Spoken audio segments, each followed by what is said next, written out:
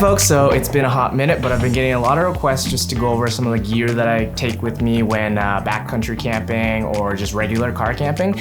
So let's just get right into it.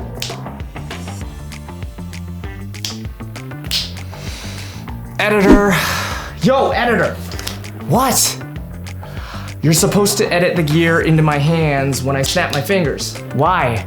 We talked about this. Adding needlessly flashy transitions makes YouTube videos better. That takes too long.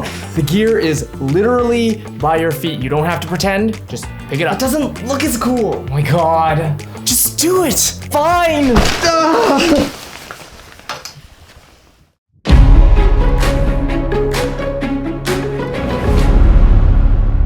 Okay, so the gear that I'm gonna talk about today is for general 3-season camping, not winter camping. That's a whole nother ball of wax, but this is the type of stuff that I like to bring with me for just camping in general. And I'm not gonna get too much into actual like product reviews or anything like that. This is more of a pack list that you can use to help you determine what you wanna bring with you on your adventures. So editor, can you cut to, let's start with the actual clothes. We'll start from bottoms up. So a good pair of hiking boots, preferably something with ankle support and maybe something that's water sealed, has some sort of water repellency. Sandals or flip-flops. These are water shoes because sometimes we like to go river tracing, but if you just have like regular sandals or flip-flops, that's always useful for when you're around the campground and you just want to slip into something quickly rather than, you know, boots that take a long time to get on and off and you're trying to get in and out of your tent constantly. Wool socks are pretty important. They will keep your feet warm because even in the summertime, sometimes it gets quite chilly at nighttime, so you want to keep your feet warm. And wool socks in particular are also pretty quick drying, so that's always useful. Pants. I try not to wear shorts when I go camping, even if it's really hot out. There are ticks, there's mosquitoes, you can kind of get cut up when you're hiking or whatnot. So I try and just get a nice pair of breathable, but waterproof or quick drying pants. I wouldn't recommend jeans or something like that just because it's not quite as comfortable and it's not quite as airy, so something of a different material than jeans is probably best. Another alternative for bottoms is making sure you remember your swimsuit just in case you want to go for a dip in the lake or whatever. I always tend to forget a swimsuit and then I'm stuck swimming in my underwear. Speaking of underwear, mine has headphones on them. So, you know, bring lots of extra pairs of underwear just in case you poop your pants. Then we got different types of sweaters because you want to wear layers, especially in the fall time. It's going to be really cool, especially at night.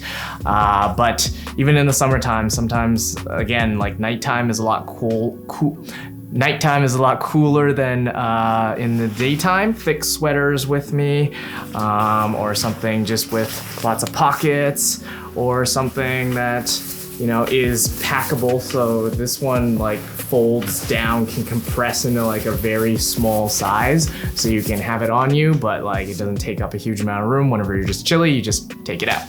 Then you can also have jackets. I tend to bring some that are windproof, just so that you don't get like the chills that go through the material. Also a rain jacket if you want something that's completely waterproof. Again, this one folds into itself, so eventually it like packs down to be really small. So these are things that don't take up a lot of room in your bag.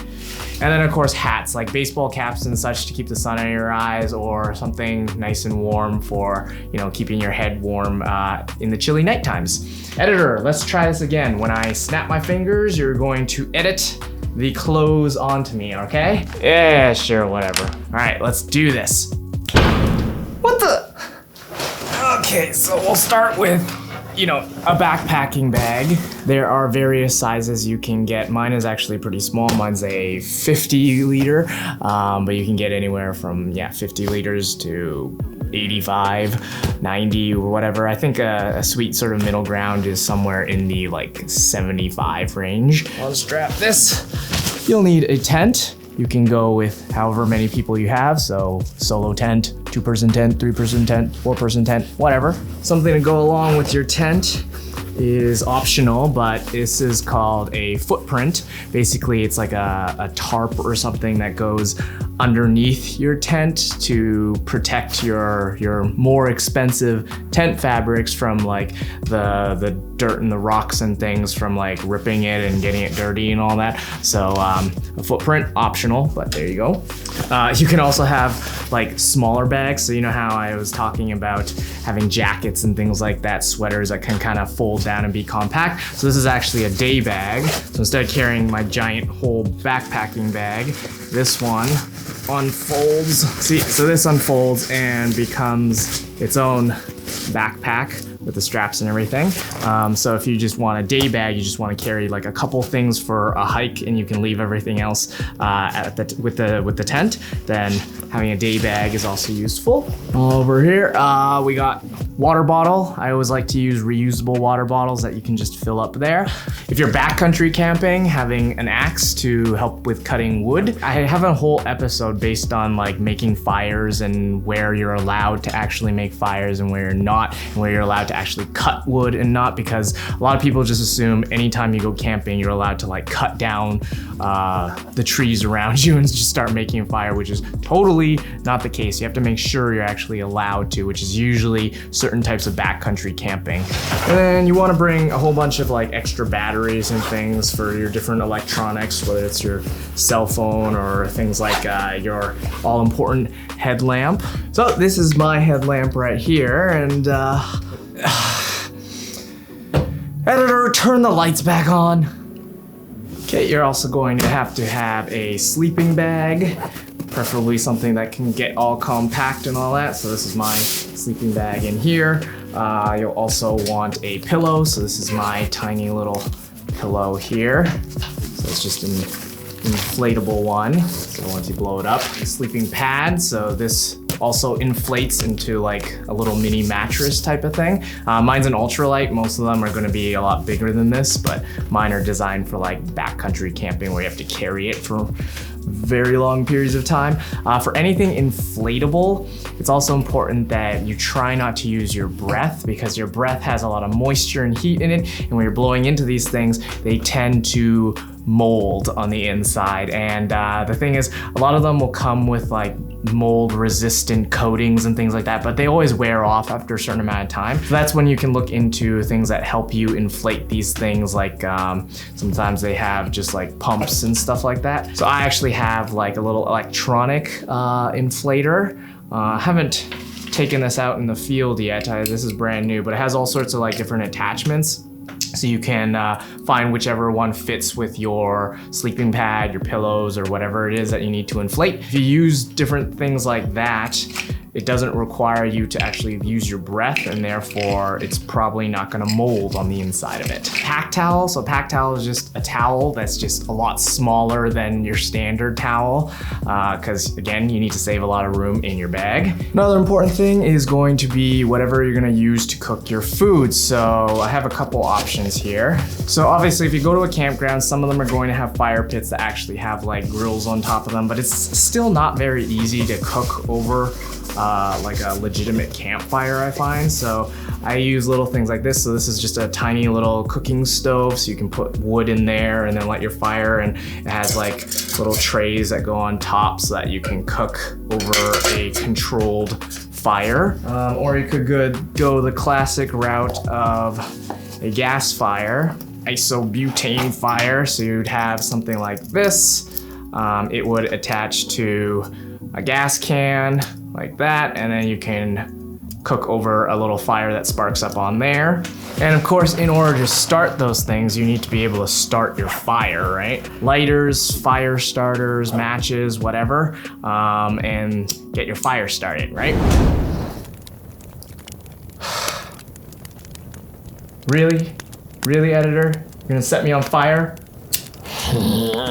Okay, so continuing with food, you can put all of your food into a bear bag. Bear bags are like basically containers that are rip resistant and that generally seal in all the smells so that hopefully you don't get any critters, because bear bags are not just for repelling, bears from coming to your campsite, but also like coyotes, foxes, squirrels, birds. We've actually had birds and squirrels eat half of our food before because we didn't properly store them somewhere. As well as rope if you need to actually tie the bear bag up. I have a whole video on how to do that as well. And of course, the food itself, so you can bring all sorts of snacks like Cliff Bars, granola bars, all that sort of stuff, and then actual food. If you don't have the ability to like bring a cooler with you or whatnot, like you are backpacking, you can always get these like vacuum dry bags, which all you have to do is boil some water and then pour it in and it becomes like a full meal.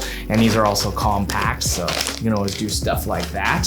Things to actually cook with, such as like getting a set of small pots and pans and things. I like this one because the lid actually becomes a plate as well. Firestarter that we were talking about earlier, as well as my mom got me this. It's like a little like salt and pepper shaker. So we got a whole bunch of different little herbs and spices that we can do in a little compact container. Cutlery. Generally, I try not to use disposable cutlery, just trying to reduce the amount of garbage and waste that we produce. So I have reusable sets here. So these are wooden ones, fork, spoon, knife, and then if I really need a straw, we have an aluminum straw here, which is also reusable. We also have biodegradable soap. For doing dishes and everything afterwards, you want to use something that's not going to impact the environment negatively as you're washing your dishes. It's gonna leak into the ground, and you don't want anything bad chemicals to go in there. So biodegradable soap. When you're cooking on the table, I generally like to also have a lamp of some sort, just something to put on the table as just an overview light, because you'll mostly have your flashlights or your headlamps and everything, but it's always nice to have like one constant light that's just sitting there that's gonna light the whole space up. Also for like drinking, you're gonna need water. So if you're on a car campground, there's usually going to be water stations, but if you're backcountry camping, you'll need to do your own water. So I have a ceramic filter here. So essentially what this is it's something that goes into a body of water, or like a river, a lake, or whatever, just not salt water, and you pump it and it'll basically go through this ceramic filter that will filter the water of any of those harmful bacterias and things like that, and hopefully you won't get sick by drinking it. If you are doing things like that, or a gravity filter where you're scooping water from a lake or whatever and using that, you want to try and get water that's not close to the shore, just because a lot of debris and bugs and things like that are gonna go close to the shoreline. So like maybe paddle out a little bit or swim out or whatever. Just try and get a little bit further to try and get the cleanest water. You can also use things like UV lights to help purify your water, or purifying tablets, which you can just like toss in your water bottle. The only thing with the tablets is it's not an actual filter, meaning if you get any like leaves and dirt inside the water, that's still gonna be in there. So that's the downside of these guys. And then of course a first aid kit, things like bandages, disinfectants, tweezers for if you get splinters and things like that. If you have a blister, it's always nice to have something that you can actually use to treat it with, because you never know, out in the woods, anything could really...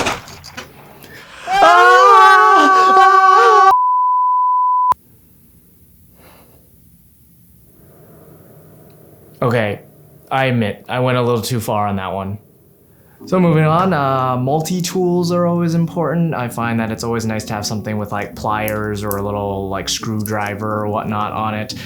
This one also has utensils built in, so you don't have to bring those as extras. Again, sanitizer to help wash your hands, or like wet naps. Wet naps also come in handy if you just can't find a shower and you want to just give yourself a quick little rinse. Toiletries bag, so you know, toothbrush, toothpaste, all that, floss, whatever you need to bring. I always like to also bring a little dry shampoo bottle, something that I can just clean up this mess of hair whenever possible. And if you do have soaps or shampoos or anything like that, again, just try and make sure that it's something biodegradable that's not going to harm the earth. And you know, this is a poop shovel, so you use this, you know, to dig when you don't you freaking dare. And there's a whole bunch of like other miscellaneous things you can bring. Like I like to bring radios so that if we're hiking or whatnot, we can keep in communication, or if somebody needs to go to the washroom, you still have something that you can reach them with immediately. Maps of wherever you're going. These are little Jeff's maps. They're waterproof or water resistant too, which is really good in case it's like raining. A couple extra little towels, whether for your face or for helping with doing dishes or whatnot. Multiclavas are also nice. I like to use them sometimes if like the shoulder straps on my bag get really painful. I like to wrap them around to add some extra padding. You can also, you know, put it on your head so that you can prevent sunburn or black flies from biting you, which has happened to me, and I was bleeding from my head everywhere. So, you know, multiclavas, just bring as many of them as you can. Carabiners are also useful. Sometimes, like if you want to strap a light to the ceiling of your tent or whatnot, something like this is always helpful. You can also do like little info cards or guides. So these ones are on like animals and plants that are all native to the areas that we're going, and so you can always just use them as reference. If you're doing any water activities, having some sort of waterproof case if you want to bring anything that you don't want to get wet, like food or electronics or whatnot. Insect repellent, sunscreen, hopefully those are also biodegradable. And then also like your camera gear. Yeah, so I think that's about everything that I will bring with me on my camping trips. So that wasn't so bad, right? All right, if you found this video helpful, please like and subscribe and